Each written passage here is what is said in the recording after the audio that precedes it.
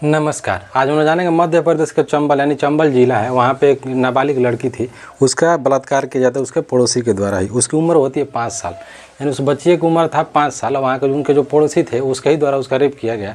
Rape के साथ साथ उसको मारा भी बहुत ज़्यादा, ब्रूटल तरीके से उसको मारा गया, यानी उसका सिर तोड़ा, यानी सिर फोड़ा लड़ाया गया है दीवार में, और उसके गाल को दांत से काट लिया गया, उसका ओठ को दांत से काट लिया गया, यानी जैसे नोचने का ट्राई किया गया है, नोचा गया उसके बॉडी को।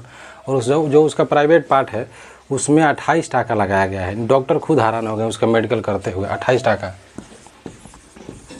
टाका लगा हुआ है। और भी डॉक्टरों के द्वारा कहा जा रहा है कि लड़की जिंदा है, इसमें यही बहुत बड़ा बात है। हम बचा लिए और ये लड़की बच गई, यही बहुत बड़ा बात है। क्यों प्रॉब्लम है कि लोगों के अंदर से, यानी मध्य प्रदेश और यूपी ये एक नंबर पे है। ऐसा तो पूरे राज्य में रेप हो रहा है, लेकिन मध्य प्रदेश और यूपी इसमें रेप का जो हद है, हद एकदम पार हो चुका है। यूपी में कहा जाता है कि हर 52 सेकंड पे 2 लड़कियों का रेप होता है, और मध्य प्रदेश को अवार्ड मिला हुआ है इस चीज़ में, यानी उसको इनाम देना चाहिए मध्य प्रदेश को रेप में, स्पेशली रेप में। और इसमें भी जैसे दलित में जो एट्रोसिटी होता है, दलित एट्रोसिटी होता है, जातिगत आधार पर जो भेदभाव होता है, उस पर भी इसको इनाम देना चाहिए, क्योंकि ये हद पार कर गया है। इससे पहले वहाँ पे भी हुआ, महाराष्ट्र में हुआ, जैसे निर्भया कांड हुआ था वैसे ही वहाँ पे भी किया गया है।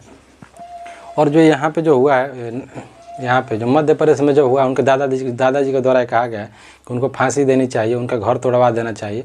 प्रॉब्लम एक लोगों के अंदर से जो कानून का डर है मर गया है, और उसको भी पता है कि ज़्यादा से ज़्यादा क्या होगा, 2 साल 3 साल ट्रायल चलेगा, उसके बाद क्या हो सकता है। क्योंकि जो दिल्ली गैंगरेप हुआ था उसमें जो मेन अक्यूज था, जो मेन अपराधी था, उसको छोड़ दिया गया, यानी उसको छोड़ दिया गया और वो नाबालिग पाया गया, यानी उसके ऊपर पोक्सो एक्ट नहीं लगा, बाद में पोक्सो एक्ट बनाया गया और उसको लागू भी किया गया। और उसको उन लोगों वैसे लोगों को फांसी देने में लगभग 12-13 साल का समय लग गया। तो इन अपराधियों को भी पता है कि क्या होगा, ज़्यादा से ज़्यादा 2-3 महीने लोग मतलब एक्टिव रहेंगे, उसके बाद छोड़ दिया जाएगा। और जो रेप करता है उसको भी पता है किस घर की लड़की का रेप करेगी, उसको पता है कि मंत्री MP MLA का रेप करेगा तो उसको औकात का पता चल जाएगा। दूसरा रेप हुआ है वहाँ पे महाराष्ट्र में वहाँ पे जो लड़की थी, वहाँ पे एक महिला थी 28-30 साल की थी, वो आ रही थी, बस में चढ़ रही थी, तो जो अक्यूज़ था, जो अपराधी था, वो बस नहीं मिल रहा था उनको जाने के लिए, तो दूसरे बस में चढ़ने के लिए बोलता है और उनको दीदी बोलता है। तो लड़की को लगता है कि चलो दीदी बोल रहा है कोई बात नहीं है। तो जब वो जाती हैं अंधेरा में और गेट बंद करता है, उसके बाद उनका रेप करता है।